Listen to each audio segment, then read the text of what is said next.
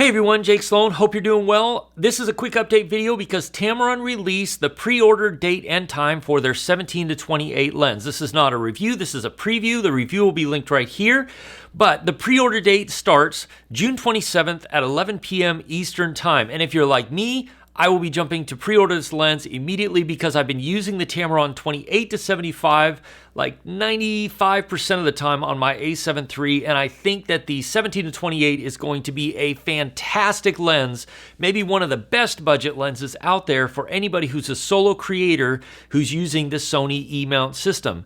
So why do I think this lens is going to be fantastic for anybody who's a solo creator or creating content on YouTube and even commercial stuff? One, if their autofocus is even close to as good as it has been on the 28 to 75, which I know they had some issues with in the beginning, but as soon as it was fixed, this lens's autofocus has been tremendously fantastic, then this is going to be an excellent lens for anybody who's traveling, who's vlogging, who's solo creating like I am, when you can't really see yourself and you need to trust that the autofocus is pretty much going to grab your face and focus on it every single time.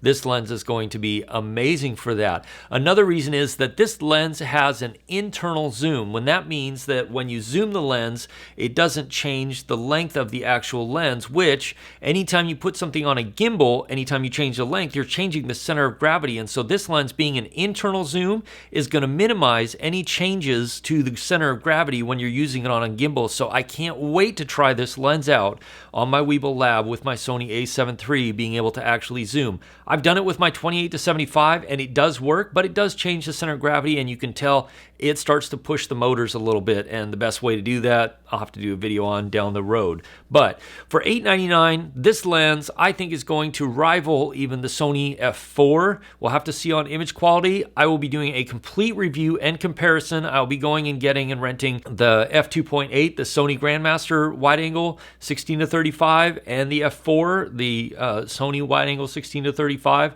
I'll be comparing it against this, the Laowa 15 millimeter, which is a fantastic but totally 100% manual lens, and comparing the image quality because this is an incredibly good lens. So if you haven't already, subscribe to this channel and walk with me through this as I review this lens and put it through its paces. I'll be providing raw images on my website that you can go download and check out for yourself and mess with. And yeah, I'm super excited about this. $899 for 17, an ultra wide zoom that should have tremendously fast autofocus, really sharp image quality. This lens is going to be an amazing lens. As always, if you want to pre-order it, the links are in the description. If you want to see the review, it'll be linked right here. If you want to see my thoughts on other Sony lenses and cameras, they'll be linked right here. Thanks for watching. Like, comment, subscribe, all the YouTube things, all the social things. I'll see you again soon in the next video.